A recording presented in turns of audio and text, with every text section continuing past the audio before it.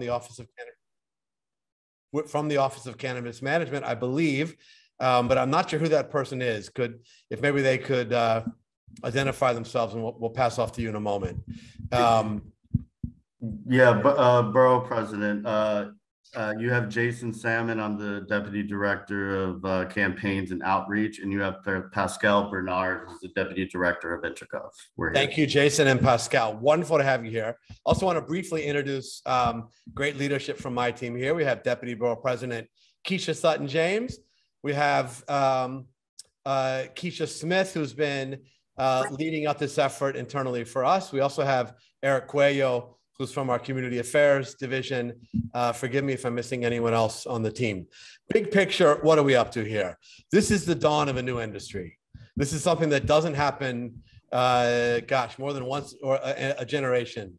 And we have a huge opportunity here for Manhattan to create economic opportunity, to right the wrongs, the profound injustice of the so-called war on drugs, and to ensure that we come out of this with healthy neighborhoods that benefit from the economic opportunity created by this new industry. We have huge potential here, but we also want to be honest that this is complicated. This is a regulated industry. It's a complicated set of rules by necessity because of all the goals we're seeking to meet. And we've been engaging community boards for several reasons. First, because we want you to be vehicles for opening up access, for creating opportunity. We want to make sure that we don't make the mistakes that other states have made by allowing these industries to be dominated by large corporate entities. We want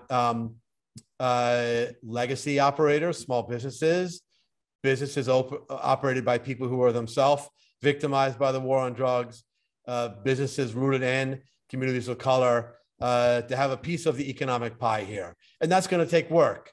That's part of why we have been really motivated to partner with you as boards. And I commend so many of you for stepping up and leading of your own right on that issue.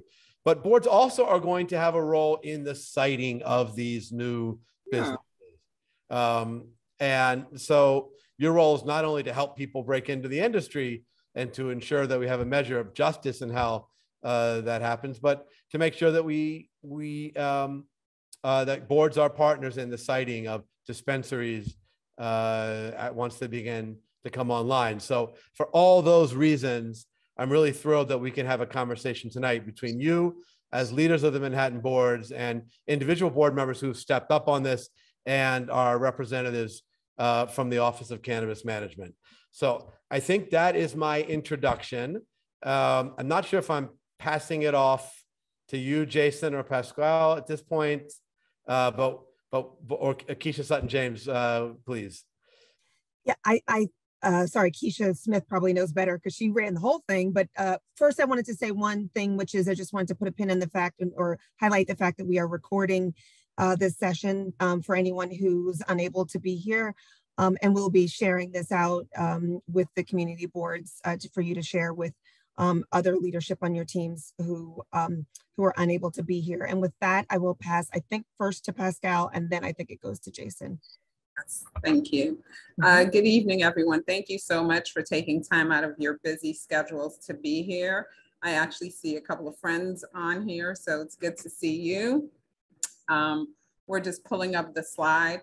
As the borough president said, we are standing up a new industry. The Office of Cannabis Management, the Cannabis Control Board really has been around 8 months almost. So we are a brand new agency. As I like to say, as we like to say in the office, we are building it, we're flying it, we're serving cocktails. So that's where we're doing all the parts in the plane. So we do always like to, level set with that. We've done a lot, but there's a lot more to do. But again, the agency is about 8 months old. And so we just we always start with asking for grace because there will be things that you want to hear. that you're not going to hear because we're still figuring it out. We're still in the process of writing the regulations and standing up both an agency and an industry. What we'll do is we'll go through the slides, and after the slides, we'll open it up for question and answers. Okay, I was just giving access. Okay, I'm going to share it right now. Hold on.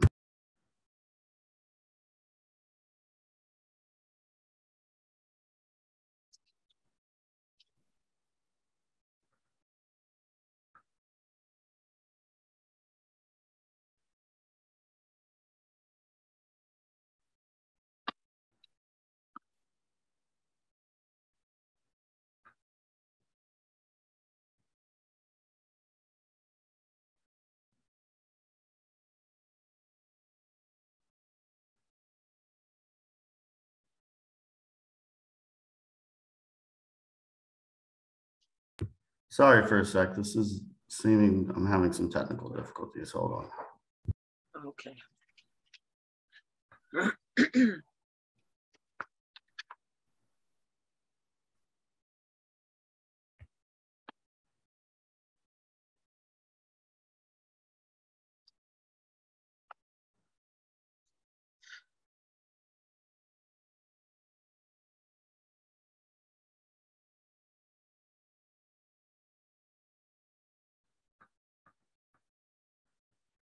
So the Marijuana Regulation Taxation Act, we call it MARTA, was passed in 2021, and it allows adults to carry and smoke cannabis in New York State. So really what the law does is it creates a space for adult recreational use of marijuana. It also expands the medical marijuana program that has been part of the state for several years. As of today, and I know that once we open up for Q&A, people will have all sorts of comments around this, but as of today, there is no legal recreational sales of marijuana, cannabis, weed, however you like to call it. Again, it was signed, the law was signed in March 31st of 2021, when Governor Hochul took over leadership of the state. She appointed our executive director, Christopher Alexander, as well as the Cannabis Control Board, which is led by Tremaine Wright. Again, it legalized adult recreational use of marijuana and expanded the state's medical cannabis and cannabinoid program. And really at the heart of the MRTA is public health. And it is supported by really three pillars: public safety, economic development, and social equity. So in the MRTA, there are 9 license types, and you see them on your screen. The license that really gets a lot of attention, both people wanting it and also people, being concerned about how it will be, how it will roll out, is really the retail dispensary license. But as you can see, there are 9 different license types. And as both our executive director and our board chair likes to say, we're not going to operate from a lens of scarcity. And so what we're trying to do is we're trying to create a healthy cannabis ecosystem. And we're going to slowly grow the business, but we're not, again, going to operate from a lens of scarcity. And so we can't tell you how many licenses in each of the 9 license types would be awarded across the state or in the borough of Manhattan. Next slide, please. And so we at the OCM, we oversee, again, adult use recreational, the medical cannabis program, and the hemp program. So we talked about, the 3 pillars around the public health. And so social equity is one of them. And really the MRTA, the way that the legislators, both in the state Senate and the state assembly, really envisioned this was really making sure that New York State really tries to rectify some of the wrongs, as the borough president mentioned in his comments, done during Prohibition, during the war on drugs. And so there's been record expungement since the law has passed in March of 2021. And so automatically cleared cannabis convictions for many New Yorkers. Also, we are looking at community reinvestment, which puts monies back into the communities that were most harmed by the war on drugs. And our Cannabis Advisory Board the governor appointed several people to that board across the state. In addition, we're looking at equity in the market. As the borough president said, we don't want the multi-state operators to kind of come in and swoop up any of the licenses, across the board. And so what we're doing is we're really making sure there's equity in the market, and we're supporting people and communities around that. In addition, part of this, as we remember, the 3 pillars was economic development. And so here we see in this slide that the sales from cannabis, the tax revenues will go into community reinvestment. Part of it will go into education. Another part of it will go into grants. And then 20% of it will go into drug treatment and public education. What does legalization mean? So the MRTA allows for adults over 21 to buy and possess up to 3 ounces of cannabis flower, as well as 24 grams of concentrated cannabis. And it could be in edibles, oils, tinctures, vapes, and you can consume it in a private home, or once we have the licenses, state licensed on-site consumption. And wherever smoking is allowed, cannabis smoking is allowed. I also like to just really point out that the MRTA legalizes cannabis in New York State. That is it. Cannabis is still a prohibitive drug at the federal level. And so when we're talking about, NYCHA buildings and people living in NYCHA, you're not allowed NYCHA has a smoke-free policy, as we all know, but also you're not allowed to smoke cannabis on federal property. NYCHA is federal. Currently, there's no home cultivation, but eventually there will be home cultivation, and New Yorkers will be able to grow up to 6 plants, 3 mature, 3 immature. Again, caveat being, if you live in NYCHA, you will not be able to do so because NYCHA is federal property. A lot of people think that there is gray area in the law, and really it's creative thinking on parts of people. Our executive director, Chris Alexander, as well as our board chair, Tremaine Wright, have been very clear that there is no gray law. Gifting is illicit. And so what gifting is, and some of you may have heard about this in your communities, is you go to a bodega or you go to a function and you pay a fee. You pay like $100 and they gift you some cannabis. That is illicit. It is not acceptable. And we at the OCM have been really clear. We've sent cease and desist letters across the state to people who are engaging in gifting and letting them know that it is illicit.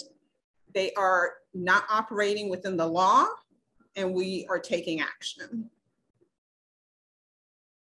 The public health focus is really the cornerstone of the MRTA. And really, we are doing a lot around educating the public and research. And also there's going to be strict quality assurance and testing of the products. And so there are testing points throughout the life cycle of the product to ensure that there are no impurities in the product, and that New Yorkers really know, and people who partake in our industry really understand and know that they're getting safe, regulated products. The other thing is we're limiting the packaging, its exposure to youth.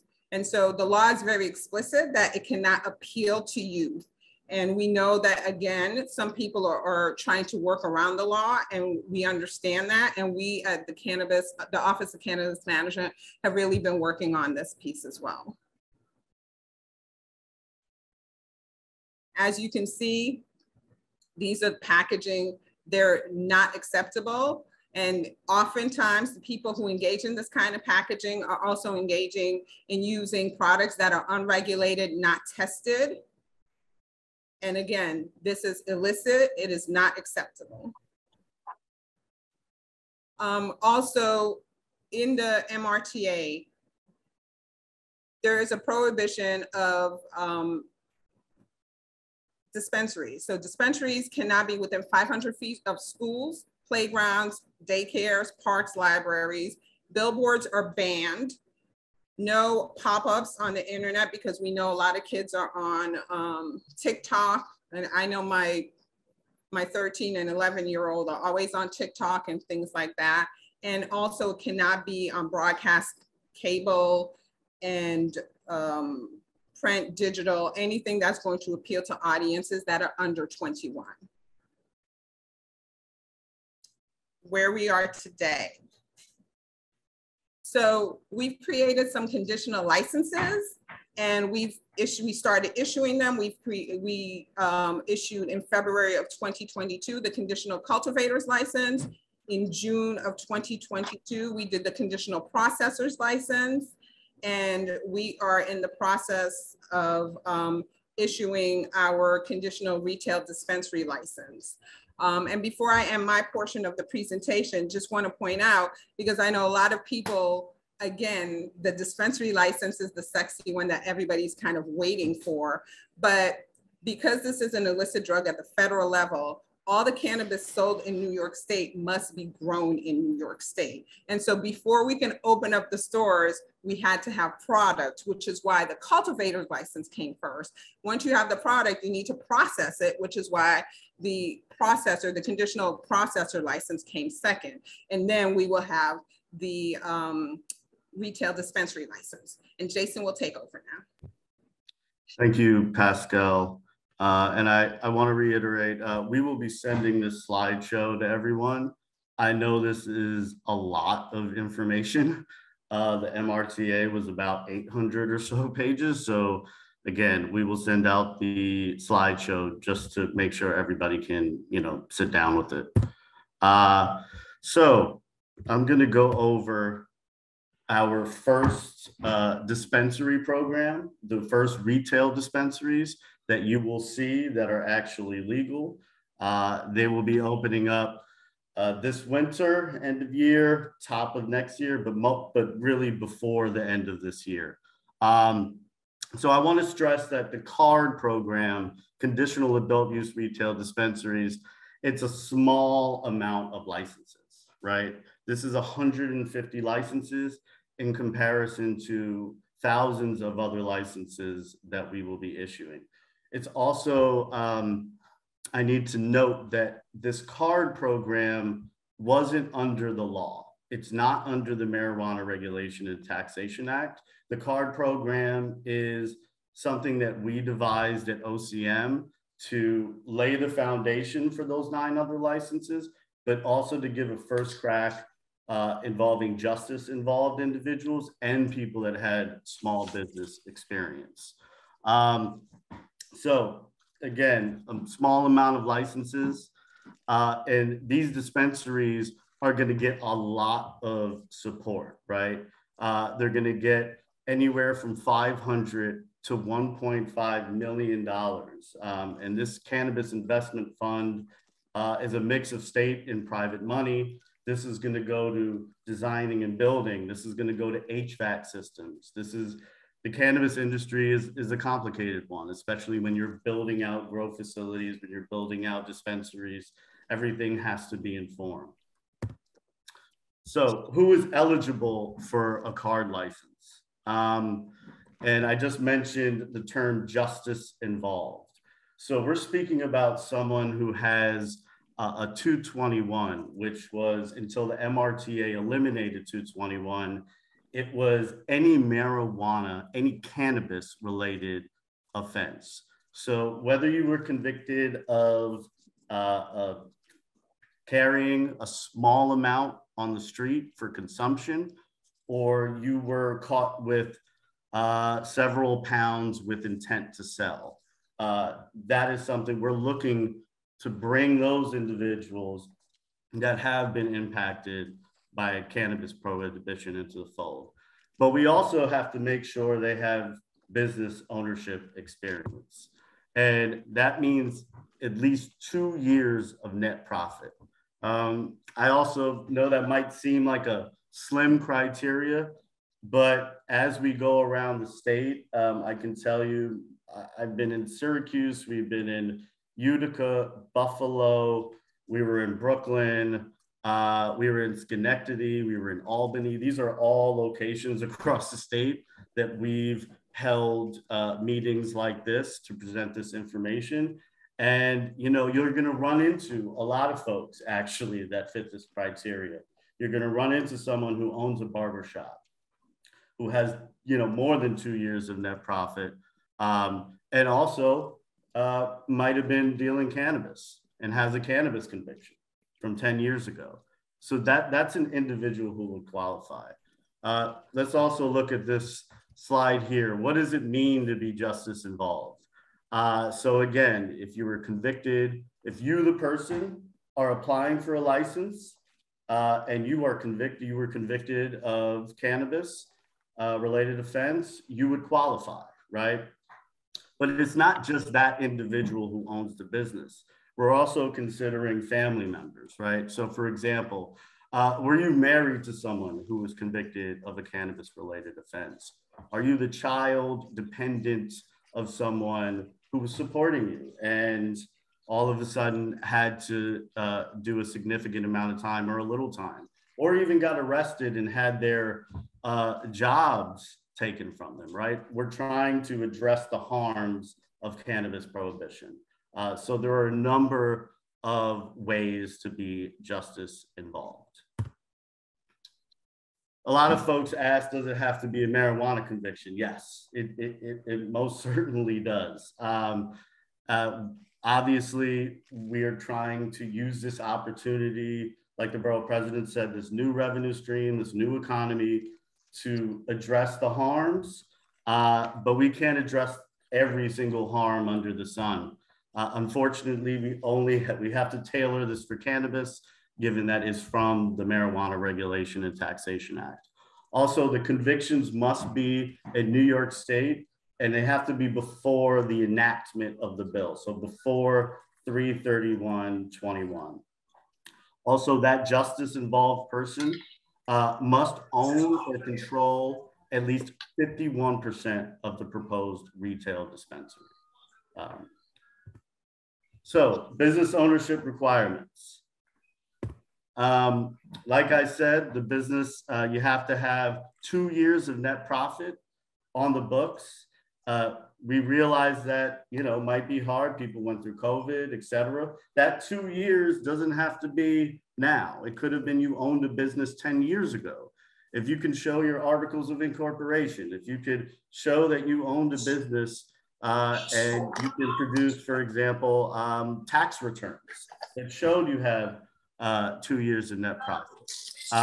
We just need to really make sure that you know how to run business, you know how to file your taxes, that you've really ran a business before, because again, the bike's supposed to go like this or this?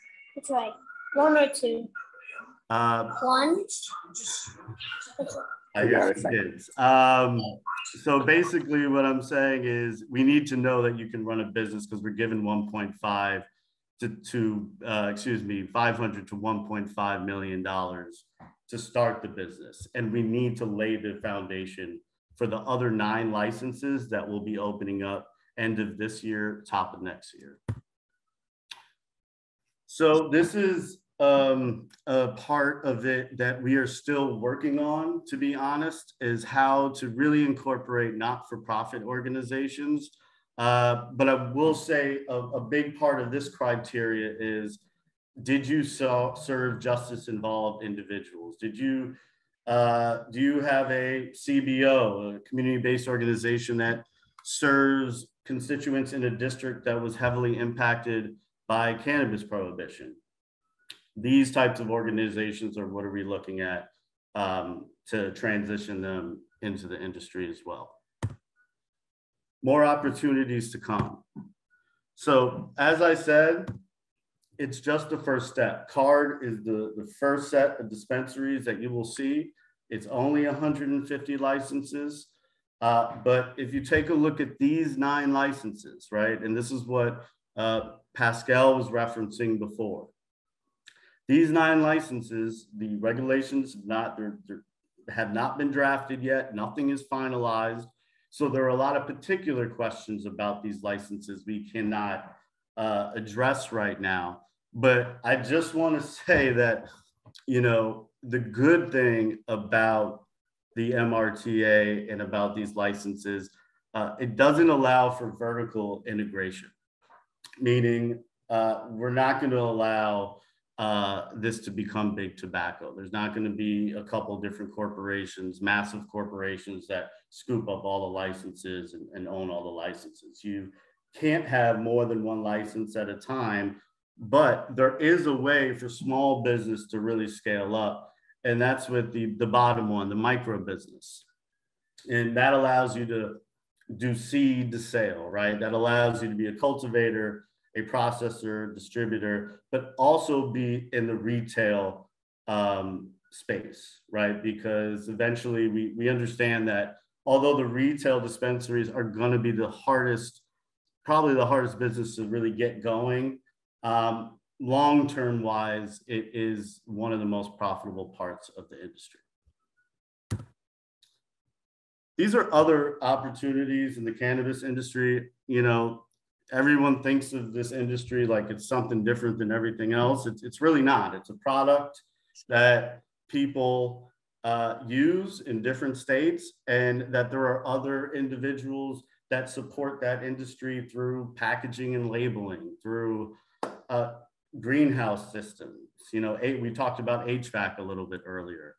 Graphic design, websites, security companies is going to be a huge, probably profitable business in this industry. So you don't have to touch the plant in order to be involved and to participate in the cannabis industry.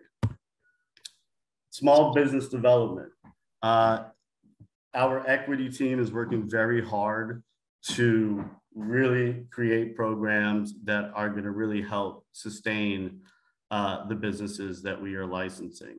And obviously, there's other supports within the city, MWBEs, that the cannabis industry is no different than others. Those businesses will be getting those same supports. And, you know, we're going to be able to really keep track of the people that we've licensed and really try to help them. Where are we today? So as we stated, MRTA was signed into law last year, March 31st. The CARD regulations were then drafted. We had an open comment period. That comment period, basically we took in about 600 comments and tried to see how we could incorporate them. Where we are today is we are right here. We're about to, we want to start licensing folks so we can get these dispensaries up, you know, by the end of the year. Yeah, and that's basically where we're at right now. This is going to be the first dispensaries, legal dispensaries you see. I know Pascal mentioned this, that you see a lot of bodegas, a lot of convenience stores right now selling cannabis, and that is not us. We have not sanctioned that. So supporting the work of OCM in your community. We would love to hear from you. I'll say this. I was just hired maybe a month and 2 weeks ago.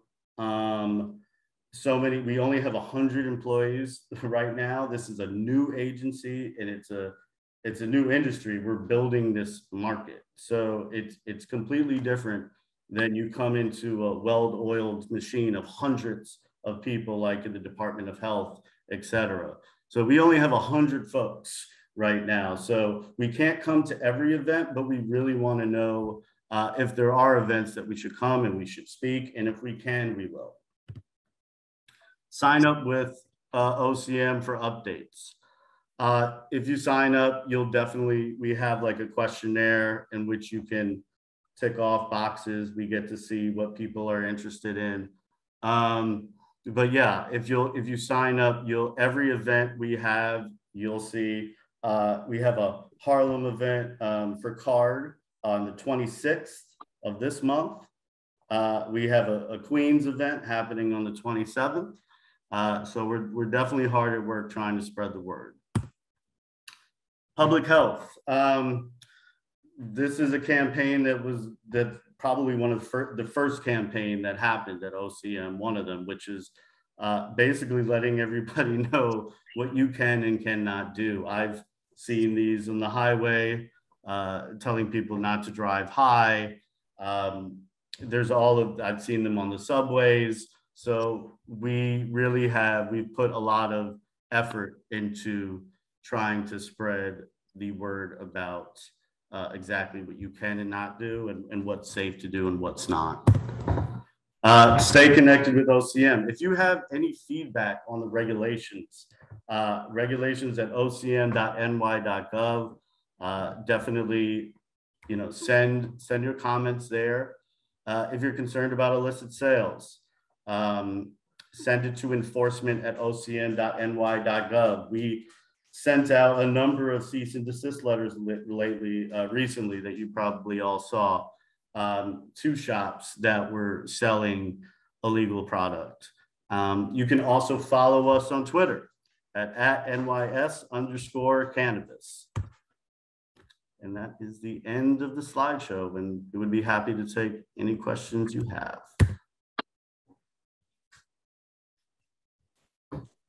May I suggest that, yes, people raise their hands for questions. I see Mariama has her hand raised.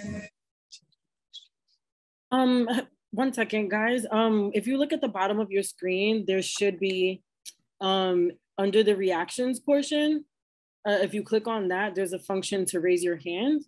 If you do it that way, yep, it's much easier for us, and then we'll just call folks as we see them in the queue. Thank you so much. Mariama, I think you're up first. Hi, I'm Mariama, Community Board 1, the Quality of Life co-chair. My question is, as of the 2020 census, Community District 1, Community Board 1's district is 70% white, according to the US Census. So I'm really concerned with implicit and unconscious biases with regard to the licensing and voting. What kind of support, if any, is there out of your office or any of the offices, agencies involved? So you're asking what support there is for the community board members themselves. These people are not, immersed in diversity. They're not, it's 70% white, according to the census. So you're putting them in a difficult position, a challenging position, not everybody, but some, when you ask them to weigh in on certain things that they normally wouldn't encounter and have not encountered in their life. And you're putting the applicant in a difficult position as well. So that's what I'm asking about. Well, thank you for that. This is actually the first time that we've gotten that question, so we appreciate you. Community boards, in the MRTA, it is outlined that local municipalities will have input as it relates to time, place, and manner. And so that will be, the role. We do have an equity, team. We have a chief equity officer. We've not really, I think, spent a lot of time thinking about when they come before the local municipality and the lack of diversity or understanding of diverse communities. Again, this is the first time that we've gotten this question, so I don't have a clean answer for you. I could step in a little bit, Pascal, if you don't mind. I hear you. Can I understand where CB1 is right now? And that's me as a former staffer of Brooklyn trying to understand just exactly the areas you're talking about. Is that the southernmost tip of Lower Manhattan from river to river. Okay. And you're saying because Tribeca, that kind of area. Tribeca, I get it. I'm born and raised in C. I'm just trying to understand where we're speaking about in particular. I think that I've seen that many of times in any kind of development decision, you know, when things go through the ULURP, right? I actually have seen that kind of discourse happen a lot. I think this is a very new issue in industry. I remember when I was in CB2 in Brooklyn and actually like had to explain the law, that it did bring up a lot of tensions within the room. What I could say though is that the community boards, you know, just like the advisory role within a development project, if we see there is implicit bias or we see something of that nature, we take that as a recommendation, but we also have our mandate, right? We have our mandate to a goal of 50% of overall licenses being allocated to social equity applicants. So for example, what social equity applicant? We talked about the justice involved issues, but we also know the zip codes that people come from where cannabis prohibition was highly enforced, right? So we can see if applicants, where they're from, and you know, if they are justice involved, those applicants are going to score higher for us. Those applicants will score higher rather than someone who is not justice involved and isn't a social equity applicant.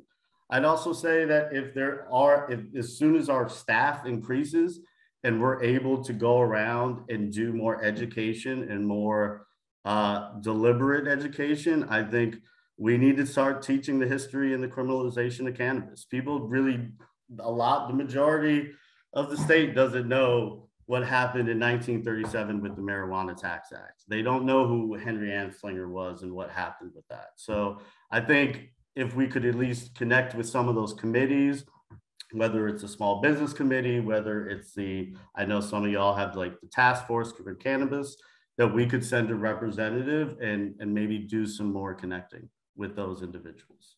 Can I hop in with a little bit more on this to respond to this question? This was the issue that Chair Wright heard this question down at a community board forum. The community boards 1, 2, 3, and 4 did. And in response to that, that was what she was saying, that she thought it was really important that OCM come back in the fall and have this exact conversation plus with the whole community board, because I think the concern that is being raised is not just about the applicants, but it's about the citing of, excuse me, sorry, the citing of this dispensaries. And I'm clearly working at home tonight. And perhaps I don't want to put words in people's mouths, but perhaps concern around NIMBYism. And the fact is that every community board members, not just committee members, but that community board members, all of them have the right to vote on this. Will likely have the right to vote on these licenses. So they all need to be, as someone wrote in the chat, re-educated around, and what you just said as well, around kind of the history of prohibition, but also their understanding of what a cannabis siting, a dispensary siting will have on their neighborhoods. For example, and this last I'm going to say, because I feel like I'm talking too much, is I know I'm bad with remembering statistics, but I understand that there are some statistics that show that opioid use drops when in the immediate neighborhood of where a cannabis dispensary has been located. So these perhaps will be some of the things, some of the pieces of information would be helpful for people to hear and understand, in terms of them being able to hear, understand the positive impact on their neighborhoods, not just what they perceive would be a negative impact in the neighborhood. So I think, if we can arrange, well, and we are planning to arrange for that conversation in the fall I think this is our first touch, because this is why we wanted to like actually have all the community boards but so we could go borough by borough, make that first touch, just because we are understaffed. So it's hard for us to be everywhere at one time, but we're not, this is our first engagement. We're not going to leave you alone.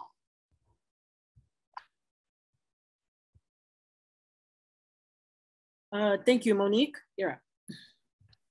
Yes, good evening. Thank you very much for that comprehensive presentation.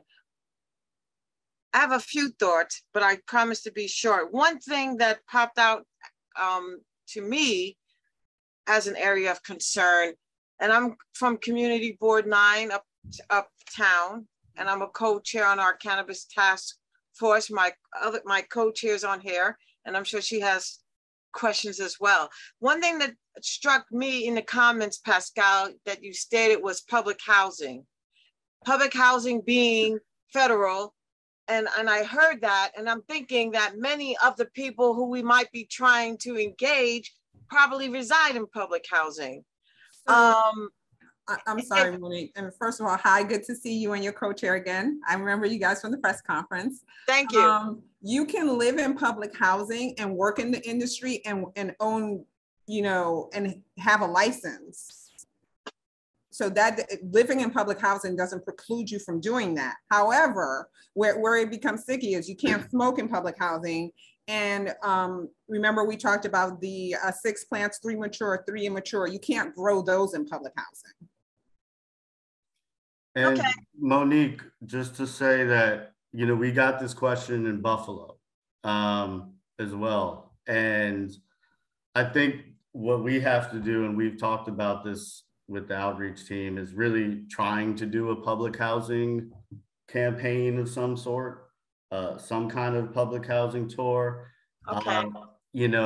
Right now, I'm looking into if we could actually use the community centers in NYCHA to hold these presentations.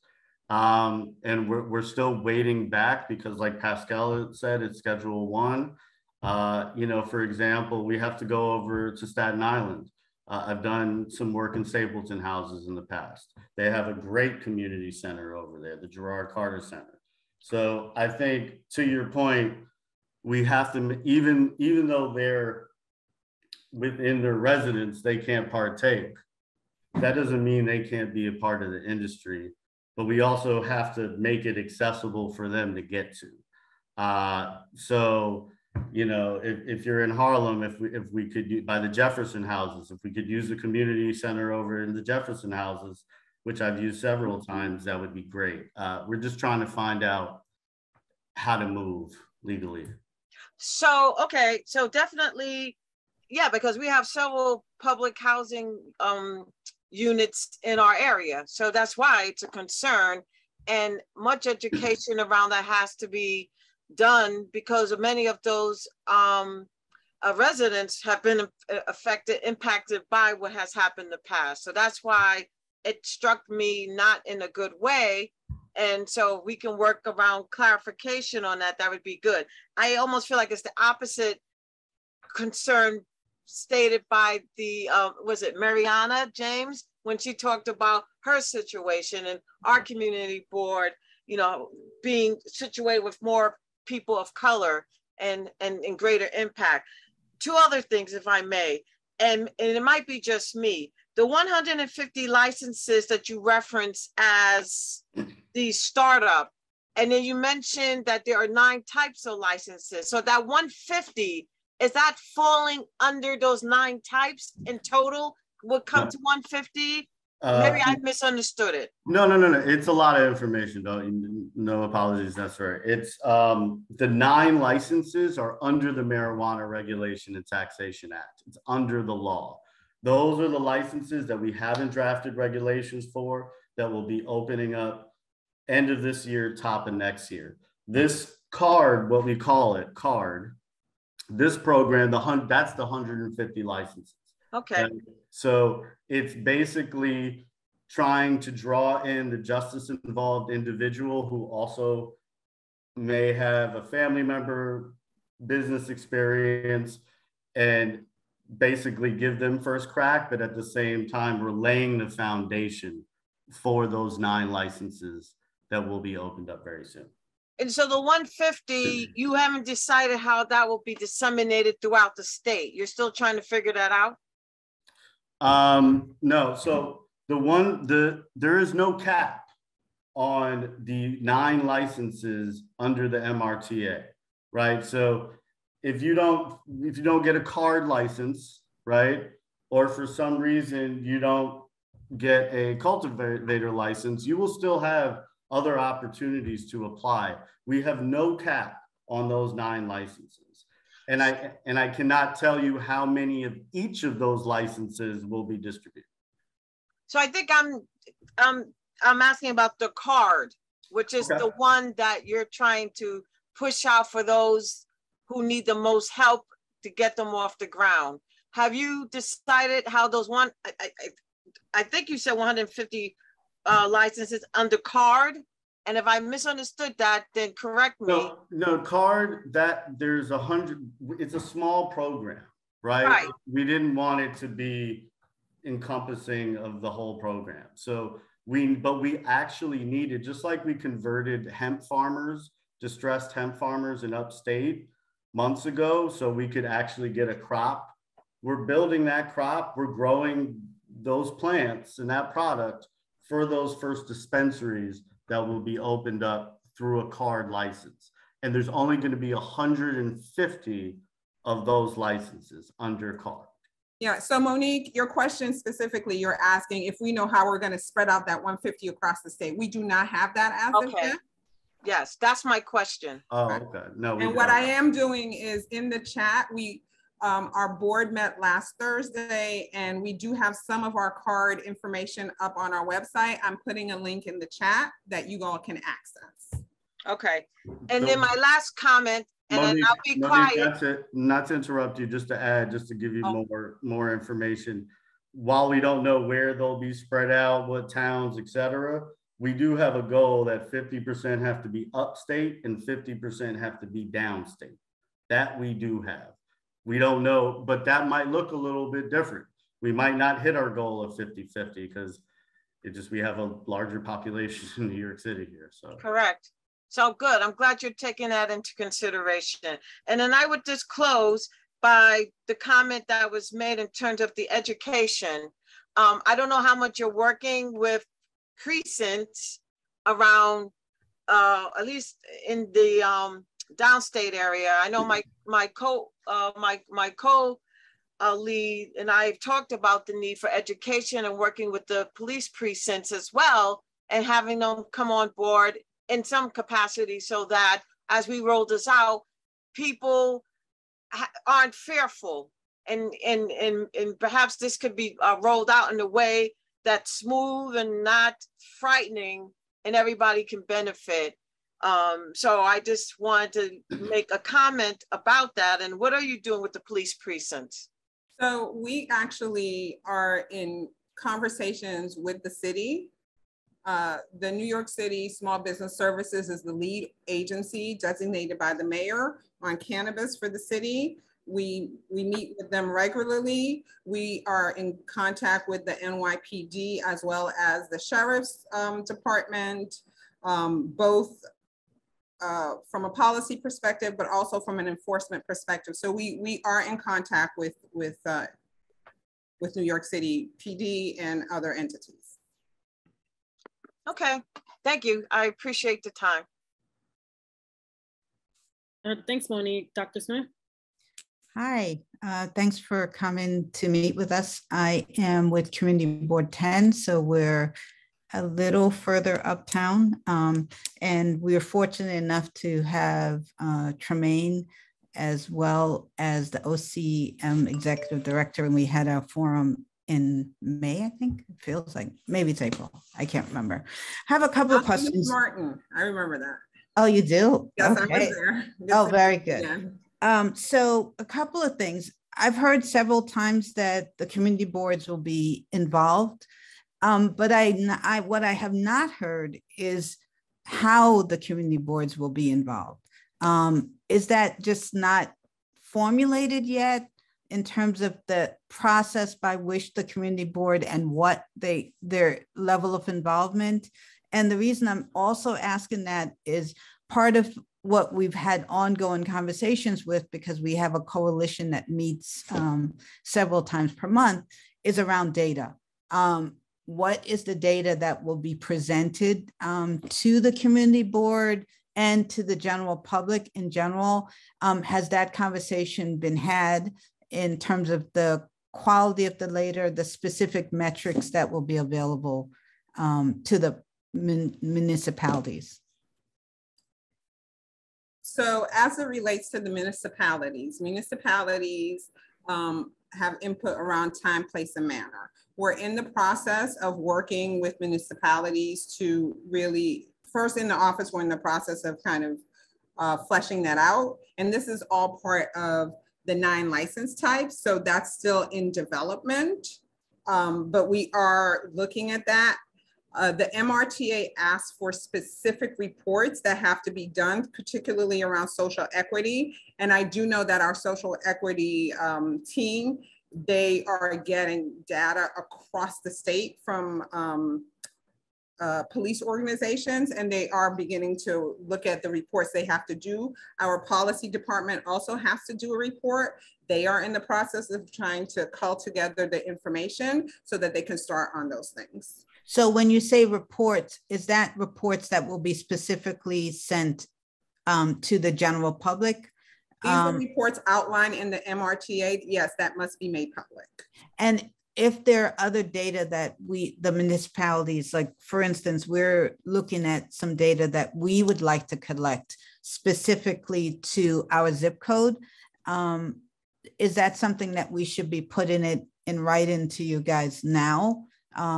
Since that all of these have not been set up as of yet in terms of set in stone as to what they are, outside of the things that's in the MRTA. So our priority, per the stature, we have to do the reports that are in the MRTA. Okay. Like that is the law and we have to abide by it. Beyond that, I can't say. What I can say is working with the Borough President's office, you guys can send us that information and we can try to get you an answer, but I can't specifically give you an answer right now. And as both Jason and I have said, we're building the plane, we're flying it, we're serving cocktails, we're still bringing staff on. And so we are a tiny but mighty team. When you think about the size of New York, and the size of this entire endeavor, 100 some odd people is really, it's a tiny but mighty team. So we may not be able to get to something like this currently. So just, and then I'll be quiet as well, because I know other people have to speak, but just to be clear, so the level of process in terms of the community board and the municipalities have not been clearly designated as of yet. The law designates specifically local municipalities, correct, time, place, and manner. We're in the process with the reg writing. And so we're not part of the reg writing team. So we can't tell you where they are. And additionally, we can't speak on the regs until the Cannabis Control Board votes on them. So it would be hard for us to answer you with a lot of. You don't know. So what I can say right now is they're in the process of writing the regs, and that is part of the regulation process. Okay. Just the last comment. It always makes me a little nervous when somebody is creating, driving the plane, serving drinks, and doing other things. I know. I get concerned about about crashes. Well, I'll tell you what, in the 8 months we've been out, we have conditional growers, conditional processors, and now conditional retail dispensary. That's not bad. So not bad. Extend us some grace. We're gonna work on it. And the other thing that I will say, and this part is very important, whenever we put out any kind of, when we put out any regulations, there is a public comment period. You all should really be commenting. And Commenting verbally is one thing, but we need you to memorialize it in writing because you are the advocate for your community. So please, please, please, please, if you don't remember anything else, this is one of the 3 things I'd like you to remember. Public comment period, the 9 license types, and the ancillary businesses. Thank you. Mm-hmm. Thanks so much, Dr. Smith. Jesse? Thank you very much, Keisha. Pascal and Jason, thank you so much for the presentation. Pascal, I know we spoke earlier before, so it's good to put a face to the name. And I will make this as quick as possible, but before I start, I do want to just say and express that my questioning and comments comes from a place of completely supporting what you're trying to do, what you're doing. The equity approach is beautiful and so unique from how other states are doing it. Your public health priorities are so important. I'm so proud that we are doing this and we are collectively all working on this together. And so I'm happy to be engaged here. As you know, we recently, our community board just sent you guys a letter last week. I don't know if you've had the time to review and read it over, but we sent it to OCM, CCB, copying a number of electeds, including the borough president's office. Obviously, a significant, we're trying to split up the issues among our, in our community board and among community members to talk about the eventual licensing and role of the community board in the legal dispensaries and the current issue of the illicit dispensaries happening in our community. And unfortunately, I do think this is an issue, and I know you know that this question was coming and you know that this is going to be talked about, so I'm not telling you anything you don't know. But I am bringing it up only because of the number of community members, not just community board members, but truly the number of community members that are coming to us with questions and we don't have the answers for them. And I'm worried about what those questions mean. Meaning, as most people are probably familiar with on this call, but especially those from OCM, in Chelsea and Hell's Kitchen, we have had dozens, if not, over 50, close to 100, I don't know, of illegal dispensaries open up. They're under the guise of having a license, even though they do not. As you mentioned, the bodegas, yada yada. I'm not gonna explain the issue. The issue is, though, for me and the board in particular, is as we are trying to support this law, meaning that we want a well-regulated cannabis industry that is that is focused on equity and public health.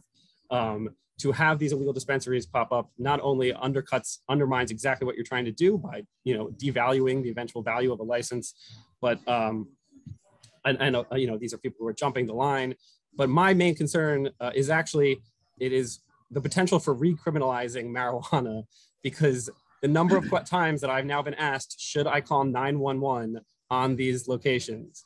That is exactly, I imagine, what we do not want. We do not want more police involvement in marijuana. And yet the number of people who live in Chelsea and Hell's Kitchen who are starting to now go to the police with concerns over these bodegas. As we wrote in our letter, and I'm just saying it publicly in a statement, and I just would like to know if you've all discussed it, but our 2 recommendations were, as part of your public health advertising campaign, it should not just be who can use, and it needs to be right now, as part of that campaign, everything that is out there right now is illegal. Do not go and consume from them.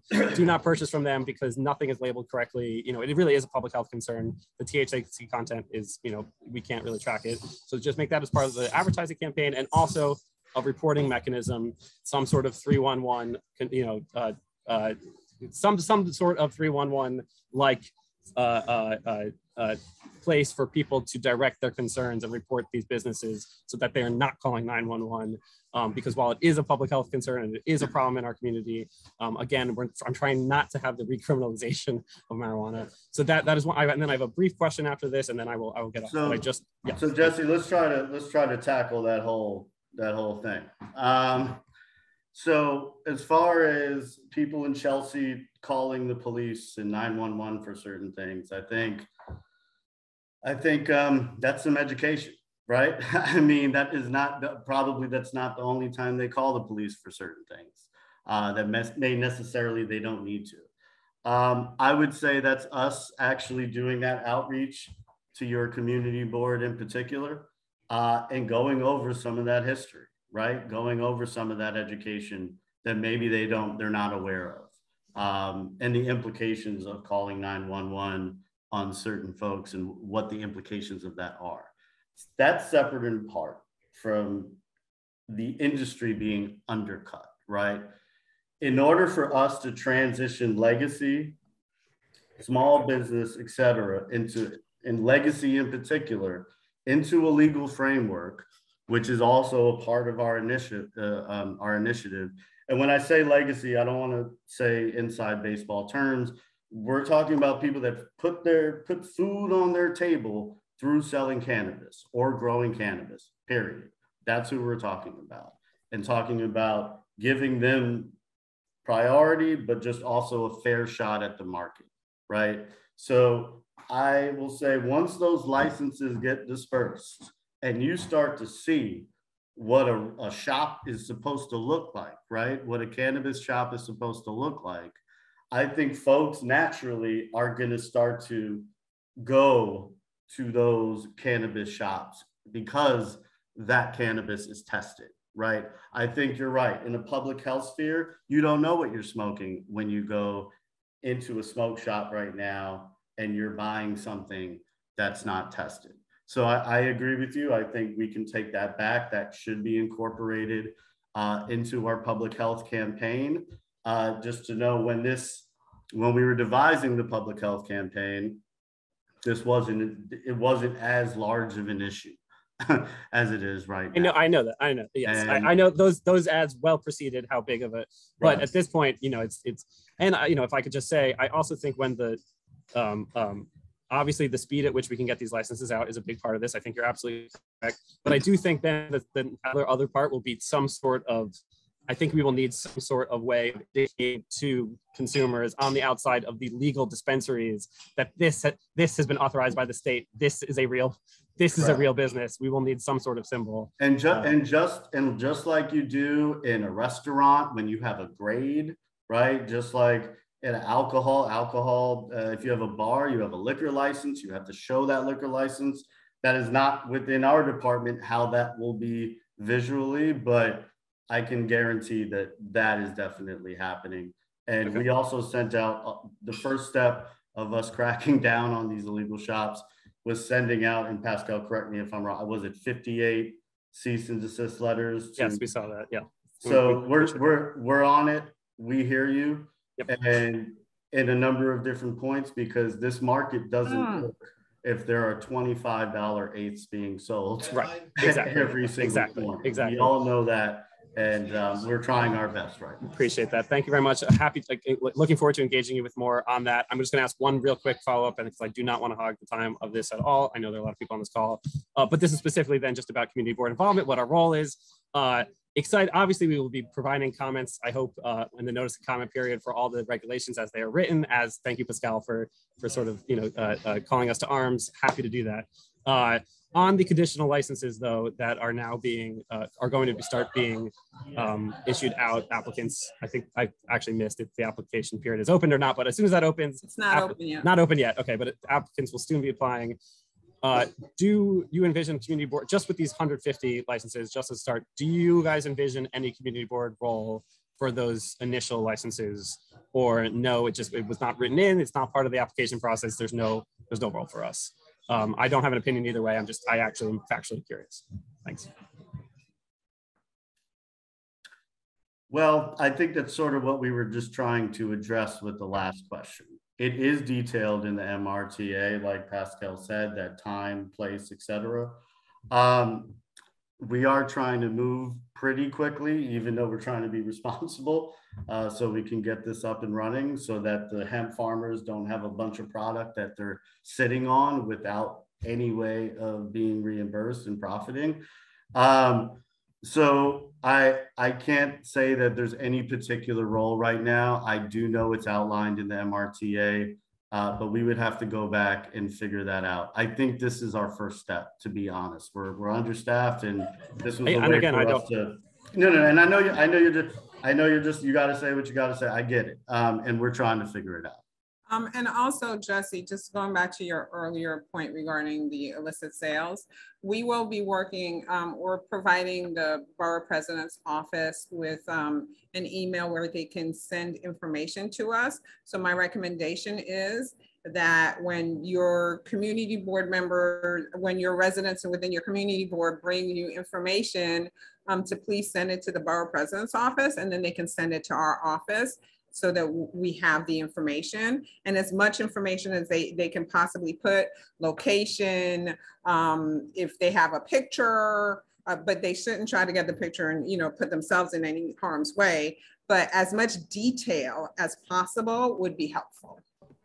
I will definitely report that back. And again, looking forward to engaging with you guys further. Certainly, we may be asking you to come to our board at some point. But I know I was at the downtown forum, and you know, I certainly know you guys have been out there engaging with the community, and it's much appreciated. That will be the end of my time. Thank you so much.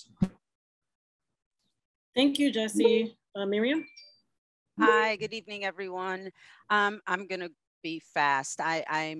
I've been in this space for a while and pushing Community Board 9 pre-MRTA to get on board because we are one of the communities most impacted. My question, and we have a cannabis task force, Monique is my co-chair, and this is going to involve a massive amount of education, not just like different degrees and levels. I also sit on the CEC, the Community Education Council for District 6, and we need to do this with parents, with seniors, the medicinal part.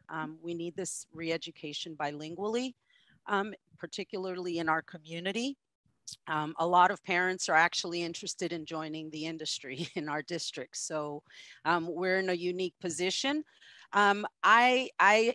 I'm also in a unique position that I also have a CBD business. So I'm very aware of many things of cannabis. I'm an advocate. I've been doing this work for many years.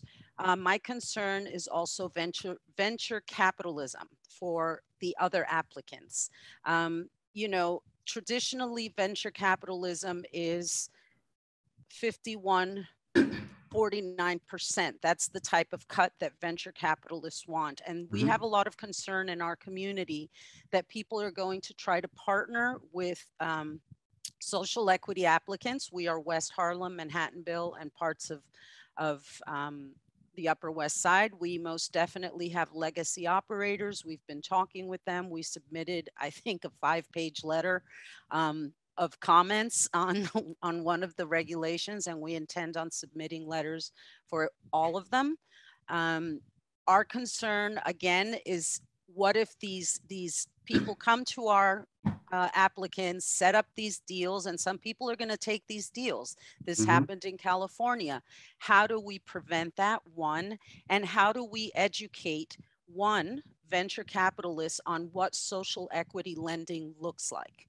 And I say this as a Latina who qualifies for a social equity applicant in my community. And I had a conversation with someone and I said, well, did you know we passed the MRTA bill and social equity is at the forefront of our policy, our rules, our industry?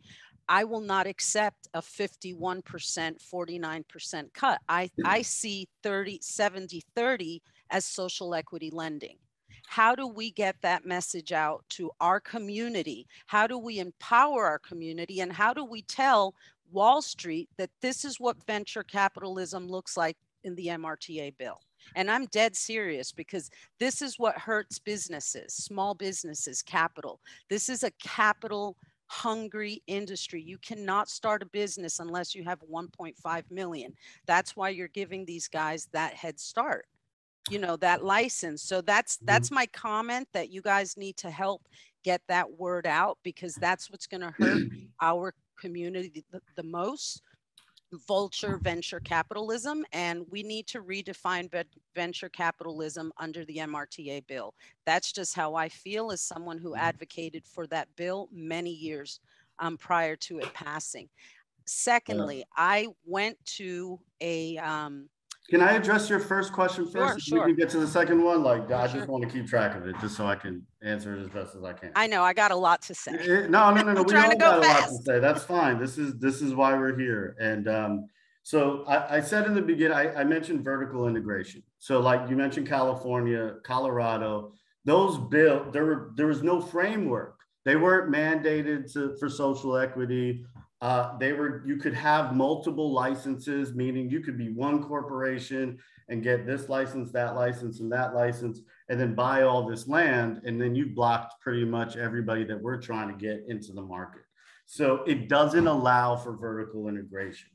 At the same time, we've also put in provisions in these programs like CARD, right? Where we don't want straw polls. That's what we call it, right?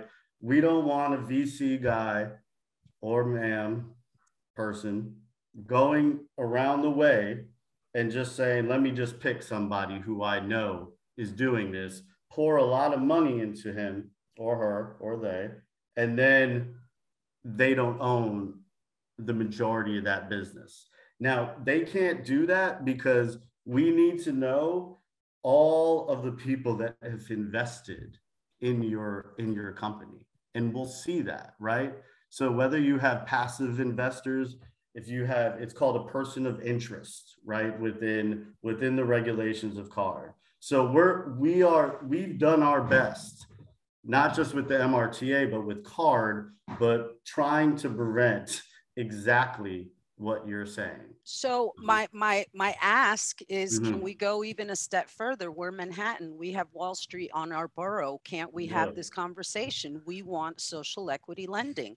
I'm telling you, this is what we're hearing. Our communities need more capital. So and access to capital, and that's beyond the dispensary. This is for co-ops, for micro licenses, for consumption lounges. I got People, they're going to have GMP approved good manufacturing practice facilities. That's $1.5 million just in real estate and construction. Right. Manhattan real estate is expensive. I trust me, I get it. I was gentrified out of my neighborhood. So, I understand everything you're saying. So let me answer your question. Okay. Cannabis, I'm just going to be honest. Cannabis is not fixing the ills of capitalism. I think we all know that, right? Wall Street is Wall Street. So I think it's a great idea to target venture capitalists and tell them what social equity is. That technically is not a part of the MRTA or our job, right? That's like a whole other project that I would love to get funded and some kind of not-for-profit get funded for to actually execute that. Right now, what we're doing is we have the social equity fund, right? That's how we're good. That's a mix of private and public funds so that we can get these dispensaries off the ground, right? We're also going to have, we dealt with half of the portion of the banking issue, right? So we have New York chartered banks like Amalgamated, et cetera. Those banks, we've made a deal that they can give loans to cannabis companies that are licensed in New York. So before you couldn't get the loan, right? Now you can. We're also, the tax revenue, 40% of that, like Pascal was saying, 40% of that tax revenue is going back into the community. That's going to be for grants, programming, etc. There are going to be 0 to low interest loans that we are providing for businesses. That's good. So I hear you. I don't like Wall Street either. Okay. Before this, I worked at Citizen Action of New York. I was protest. We're all on the same page, but I would say that what you're saying, and with I agree with, it's a hard thing to tackle, which is capitalism. So something in the capitalism arena. I was invited this past Friday to a complex in Warwick, New York, 1 hour from Manhattan, at a former state prison. It's called Hudson Sports Complex now. And what I witnessed is a town who is building a cannabis industrial complex. This is real. This is happening.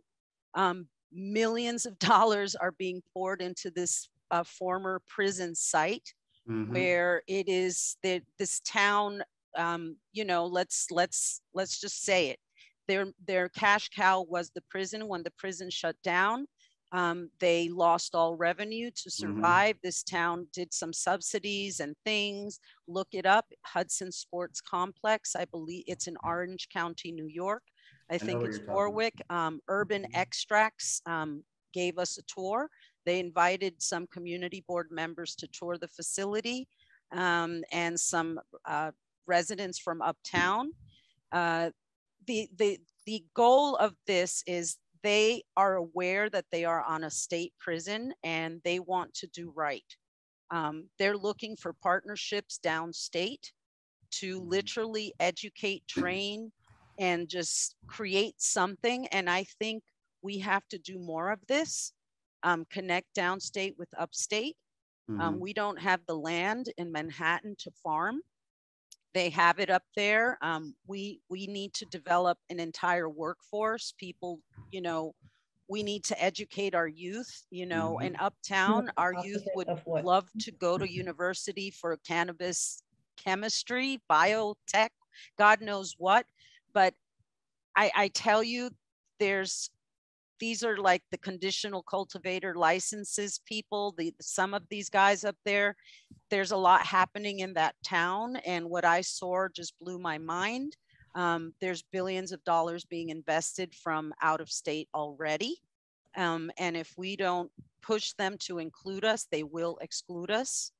Because it's moving. And like you said, I've been in this space for a long time. Cannabis, and my co-chair can attest, it's like a moving train. One week in cannabis is like dog years. The amount of things that happen and move, and people and things. Please look into what's happening in Warwick. It was a nonprofit that took us through, that wants to work with our community and build partnerships with these organizations and literally hold them accountable to giving us millions of dollars. I've written down everything you just said, and I'll take I can connect you with the person, with everyone. Here's the thing that gets a little sticky there, right? Like, we can't give preference to, we have to really leave this so that we're not giving preferential treatment to some. So that's why we hold public events and things of that nature. As far as the prison system in upstate New York, we all know all the prisons are in upstate New York. There are 48 prisons, they're all in upstate. So it is an economy. If you do not have a college in your town that provides jobs, yeah, I get it. So I think that a lot of that tax revenue, we should all start to think about how is that tax revenue going to be reinvested into the community. And I urge the community boards that are communities of color, like Community Board 9, to get on board with this, because if they're building if they're building industrial complexes on former state prisons, we can't stop it, but we should definitely be getting something out of it for our community. Well, I'll just comment. I don't know about this specific project. What I will say is, let's be careful about not-for-profit. I agree. I absolutely agree. But I'm just letting everyone know this is going on. Because that's a straw poll. That could become a straw poll situation. Yes. I don't want to see indentured servitude either. That's exactly what you were discussing before in your prior comment, in terms of what we should be avoiding. Right. So, but why don't we move on to, I'm sure there's thousands of other questions here. Thank you, Miriam. Thanks so much, Miriam. Paul? I'll limit my questions to just 500 and not 1,000. I apologize. So there's two things that come up. So there's two potential licenses that can come to community boards based on what I've seen. That's the on-site consumption and retail dispensary licenses. And based on the fact sheets I read and what I've heard tonight, that there has to be 30-day notices given to community boards. I know there's this detail of who, what, where, as to the community board input, but I guess I'm just trying to figure out, what if a board doesn't want to go in that direction? What's like, is this absolutely required that we have to opine on something, on any of these licenses? If a board may not have the resources to do it, especially a board like mine who has to deal with a lot of SLA applications, I can only imagine what these types of applications will bring in terms of the amount and volume to CB3. So I'm looking at the resources and what kind of assistance we would get in these kinds of licenses. And these are two types of licenses, not just one straight up. So that's it. No more questions for me. Pascal, do you want to take that? I'm sorry, I just need a little bit more clarity. So you're saying that you don't have the resources, you may not have the resources to deal with the volume of applications? I believe so. I think it's going to be, we have a lot of applications for SLA as it is, and on a monthly basis. I can only imagine what this is going to be like at the beginning when this comes out. So I know we can possibly write letters in the comments period based on what my board's thoughts are ahead of time. But I believe this is going to be a lot of volume, and what kind of assistance and resources will we be given by OCB and the Borough President's office and anybody else for that matter. This is a big undertaking from a community board's perspective. I understood. So I guess the best answer that I have for you, and it won't fully satisfy you, and so I just own that outright, right? The best answer that I have for you is that we, as I said earlier, and our executive director and our board chair have been really clear about this. We want to create a healthy cannabis ecosystem. And so we don't want to initially flood the market. We also don't want to initially suppress the market.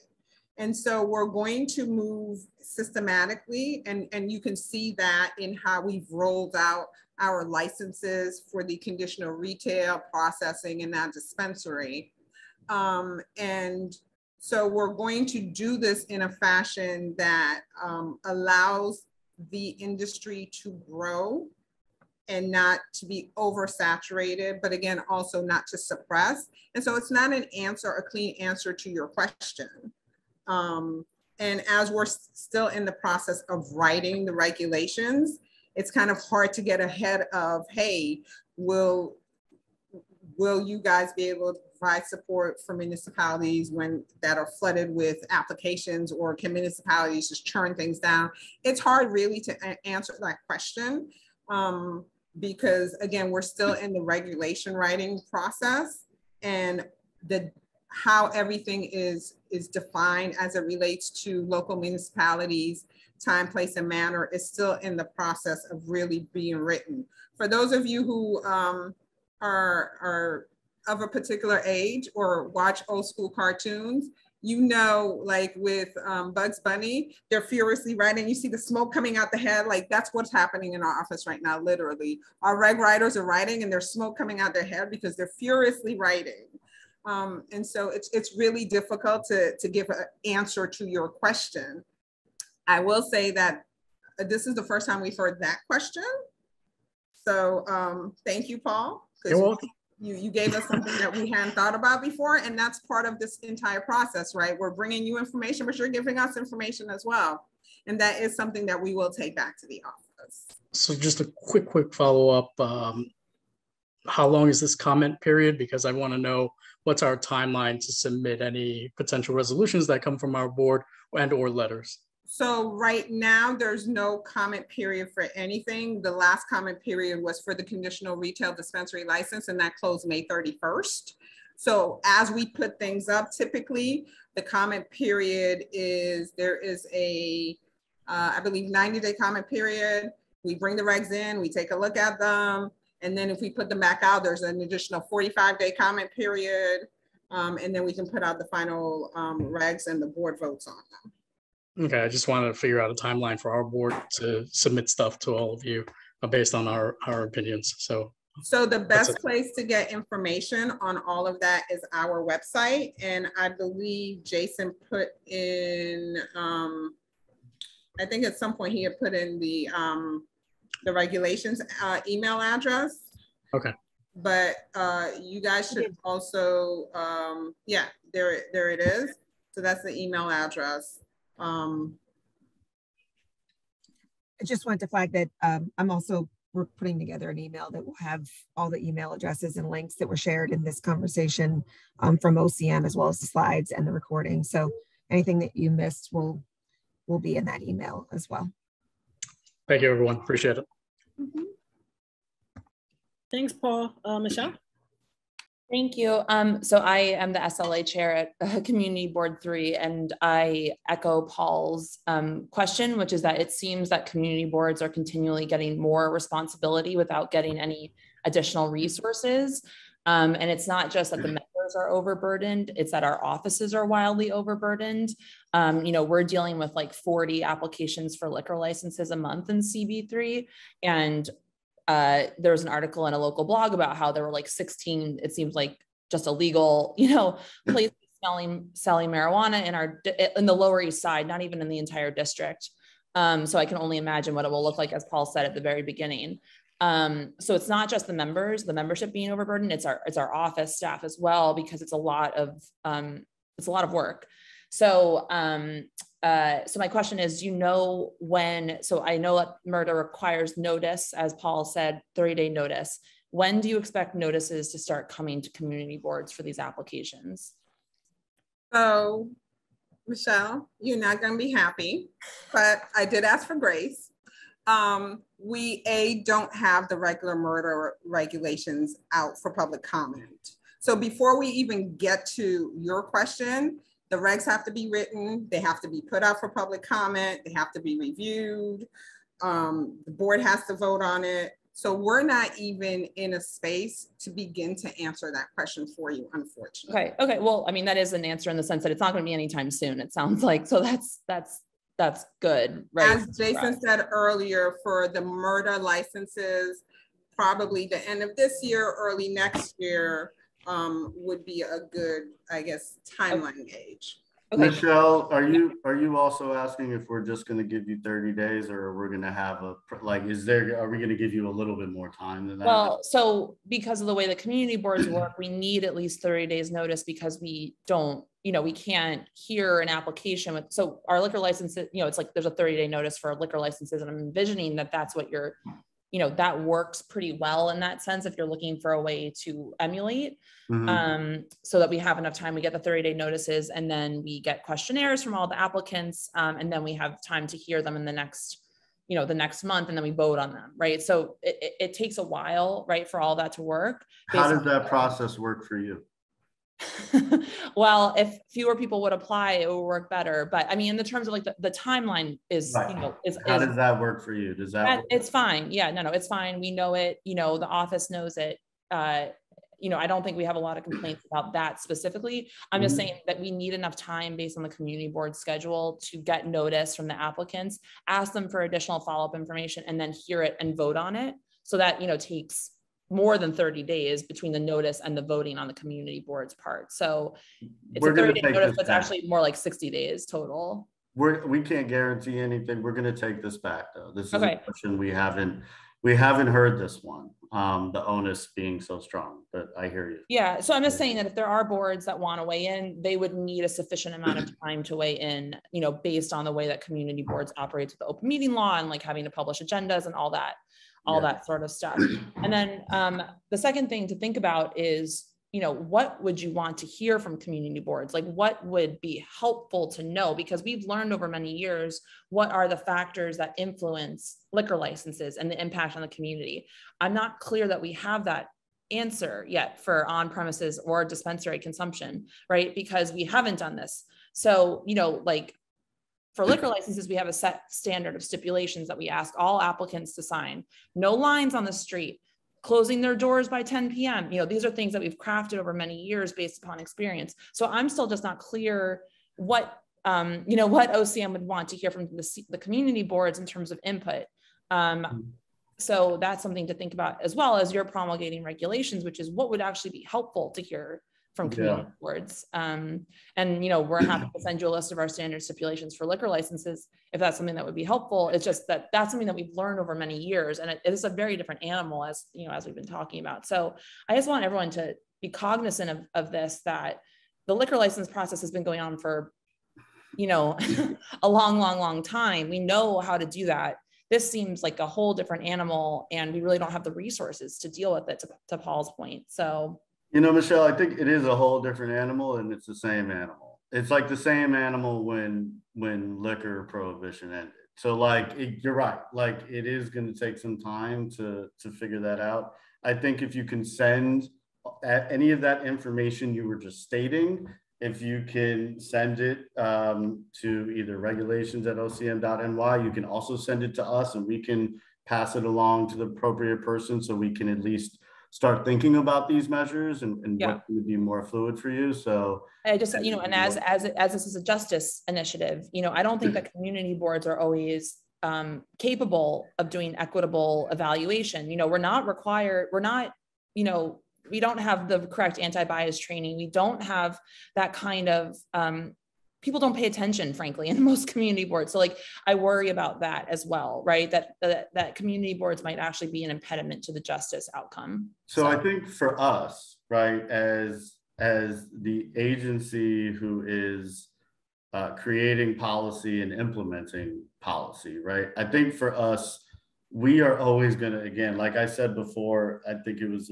around CB1, right? That's 70% white, right? And the implicit bias that's seen in that community board, as I'm sure it's seen across the board, right? We're more looking for you, like, say if there was a business that has been just completely like just not amendable for the community, that you've seen has violations or comes up in your community board a lot, and this business is applying apparently for a license, right? You're going to tell us, hey, this business hasn't done really good work with the community. You know, I think, to be honest, you know your businesses and you know the members way better than we do. You know your areas.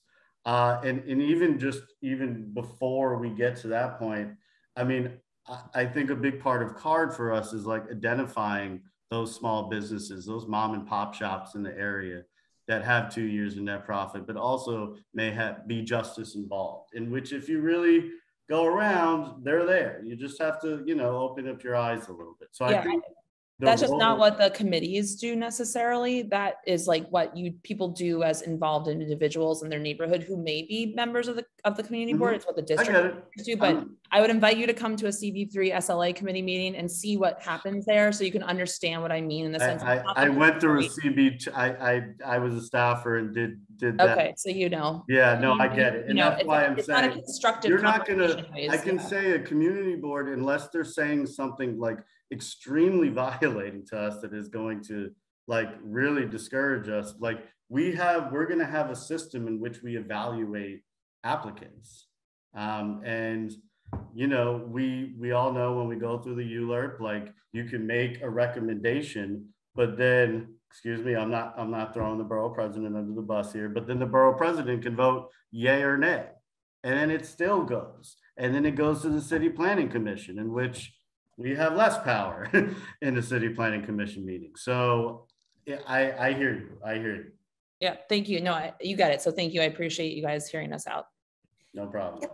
Can I hop in really quickly, just on a point of clarification on something, the prior discussion on Michelle's first question, which was around timeline and when they would be asked to start evaluating this.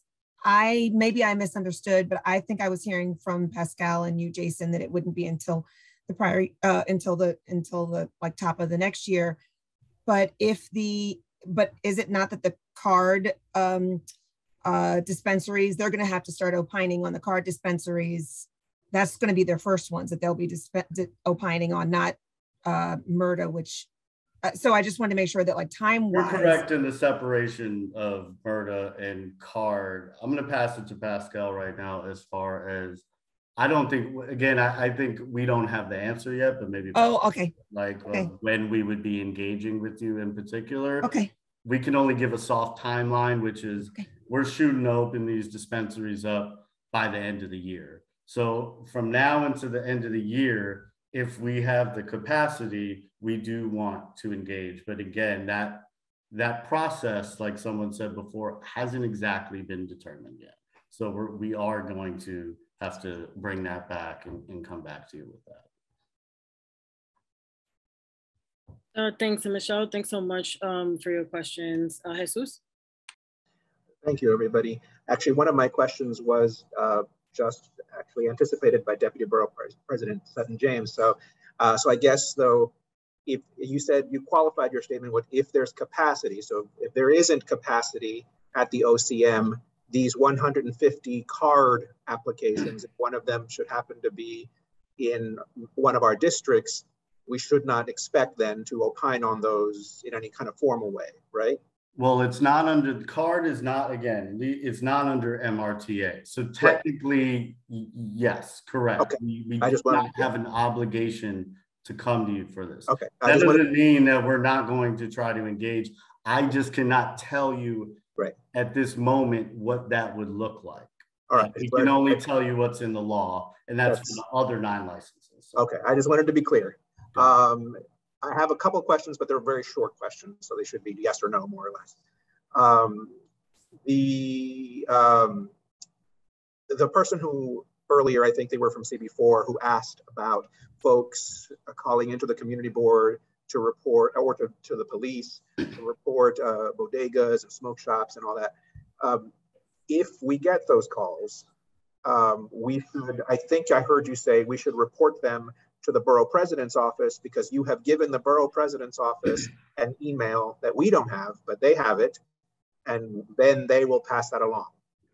Also, we have the enforcement at ocm.ny.gov. I'll pass it to Pascal. Right. Yeah, I think you guys showed that email in your presentation. So we can email enforcement as well, or both, or what is it? So you should send it to the borough president's office, and they can email the enforcement email and send it to us. Okay, so. Yeah, we're working on creating a system that is more open, but currently the best way to get that information to us is through the borough president's office. Okay, all right, understood. All right, I just want to make sure I understood. And lastly, you have mentioned that the sort of how the community boards will be involved, what the 30-day forums will look like, all of that stuff is in the process of being hammered out, and your regulations team is, feverishly writing. Whenever that comes out, it'll be posted on your OCM website, and then the 90 days and the reviews and all that stuff will begin. Given that it probably won't be done tomorrow, for those boards who maybe want to get a head start and maybe have an idea of what they would like to see, rather than sort of being proactive, rather than reacting to something that just comes out, can they send sort of suggestions or written comment even before, while you guys are still writing, or should they wait? Wait until the draft rules come out? Cool, right? It was in LinkedIn, yeah. I should send them something and say, cool. So I think for specifically for the regulations, you should definitely use the public comment period. If you would like to be proactive, I would recommend that you work with the borough president's office and send us information that way. There is no. Sorry, Renee, can you mute, please? Oh, they're asking me to mute. Office is on our email list, so when we get things, announcements and things like that, we'll be sending it to them, and I'm sure that they'll be sending it out to all of you. So when the regs do come out, it will be on our website, but we will also send it to the borough president's office along with, your council member, whomever. We have a list of, we try to communicate with the electeds regularly so that they have information, because we know it's a new industry and there's a lot of excitement and angst and, anticipation. And we want to make sure that we keep the lines of communication open. Thank you. That concludes my questions. Thank you. Thanks, Jesus. Mar? Hi. Hi, Jason and Pascal. My name is Mara Fitzgerald. I'm from Community Board 2. I've been doing cannabis work for, I think, since March 2020. I started working on this. I started terrorizing the borough president's office about this many months ago. I've done a number of forums, including one with Chair Wright and Damien, who is new to your office, who is awesome. I love Damien Fagan. I wanted to, and because I really just don't think about anything else these days, I wanted to speak to the CB's role. And what we expect at CB2 is that it will be similar to the SLA process in that we receive that 30 days notice. And when we get that, that applicant is then directed to our questionnaire. And just like SLA, each community board will write their own questionnaire because each community board has unique concerns, what they would like to see in their neighborhoods. That person is then calendared for a hearing and they appear before us. We speak to them, we read the questionnaire, we vet them, and then we send our recommendations in the form of a resolution to the state, being the OCM, right? So that's what we envision it to look like. The second thing that we did was, well, the first thing that we did was to make sure that this cannabis work, so rooted in justice and social justice, was actually went through our social justice committee. We have an equity, race, and justice committee, which I chair. Now we realize that the demand is going to be so great that we do need, in fact, need a standalone committee. So we have set up a new cannabis licensing committee. And it was really important, even as a separate committee, that this work is led by people rooted in social justice, because 50% of those licenses are going to social justice applicants. And if you don't have that foundation, you can't be successful. Another thing, I'm wondering for boards that maybe don't have people who really know about this or working on it, maybe there's a way to bring in local legacy operators to help them understand. Michelle was like, what do you want to see? What do we want to see? You know, what are these recommendations? Maybe bring in legacy operators, local legacy operators that can help them understand what a good cannabis operation really looks like, how it gives back to the community, and how it really becomes a benefit. And those are just some suggestions. But thank you I so really much. we would really like support from the Borough President's office and the OCM to ensure that people who are leading the work are the people most affected, just like the MRTA. And I think that that is critical to the success. Thanks. Thank you so much. Thank you so much, Mar. And our final question from Monique. I promise to be short. I had two, but one of them I think was answered already. Will the community boards have any say in terms of the location of dispensaries? That's my question. So in the MRTA, local municipalities, their responsibility is time, place, and manner. So yes. And then there's the stipulation 500 feet away from the school, house of worship, things like that. So all of those things are part of it. All right. I am assuming that you guys have or will begin scoping out locations. And I was just curious as how you might engage with the community boards around that.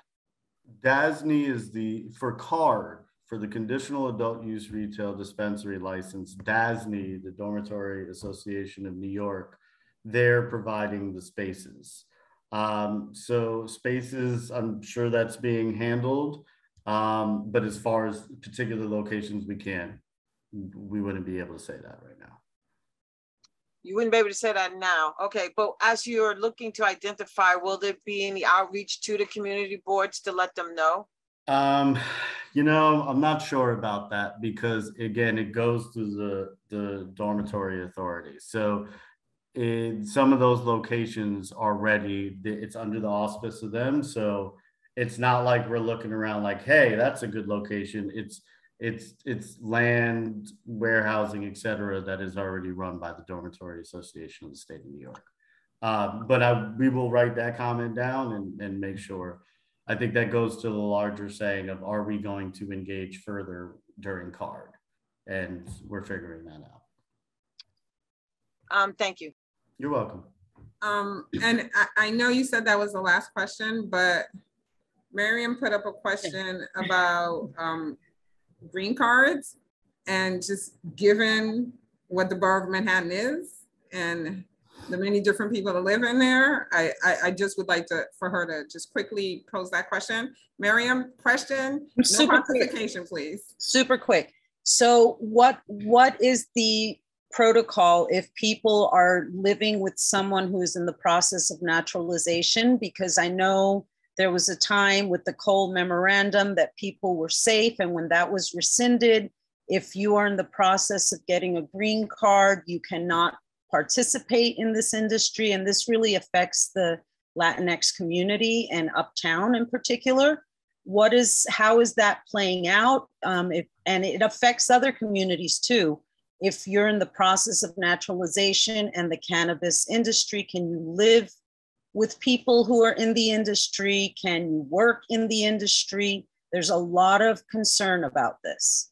And so, full disclosure, my family's from Haiti. And so I always look at everything from the lens of immigration, because that's my reality, right? And this is something that I've particularly drilled down on. The answer to it is, I don't know yet. However, there are guardrails, right? Immigration is a federal, it falls under the auspices of the federal government. That's the scary part. I mean, we had people 3 years ago who wouldn't come to a forum because of their green card. Correct. And so I will tell you that I've been in a lot of discussions with Office of New Americans. So this is something that we've actually been thinking about at OCM. I've been in lots of discussions with Office of New Americans. Listen, you know, I get it, with Office of New Americans. And, you know, there's no clear answer. We've seen what's happened in other areas to people. It's not positive. I don't know what we will be able to do, because again, this is federal. I think you need to communicate this more to communities where there is a large Hispanic population, because I don't think people are that much aware of this if they're not in the industry or an advocate. And this is dangerous territory. And so that's why we're talking to Office of New Americans and trying to work with them. And I know for legalization, New York Immigration Coalition, Office of New York Immigration Coalition was a huge part of the advocacy group of nonprofits that, you know, really were part of this effort. And they work with Office of New Americans, as do a lot of other immigrant rights groups and attorneys. And so the answer is, I don't know. And we have thought about this. We are in conversations with Office of New Americans, because it's not just up here, right? When you look at the Mid-Hudson area and you're looking at the farmers, you look at Mohawk Hudson, a lot of the farmlands are people who are coming from other countries, Central South America, the Caribbean, and they're working on those farms, and what are the implications? So this is definitely,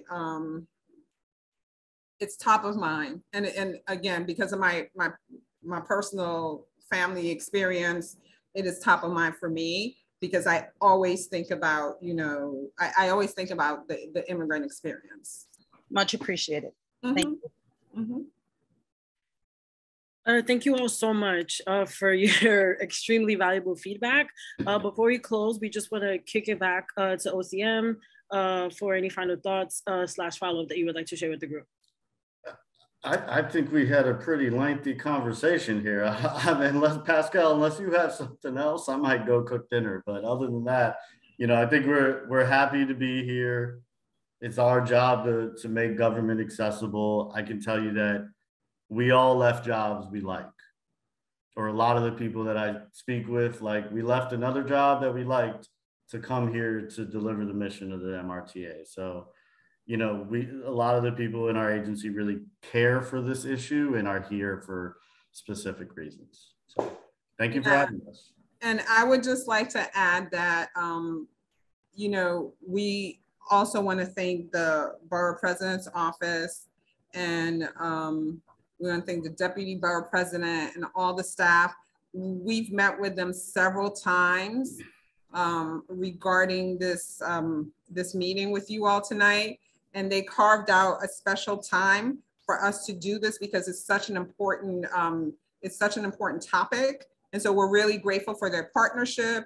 We're grateful for the leadership of your Borough President and your Deputy Borough President. We will continue to feed them information.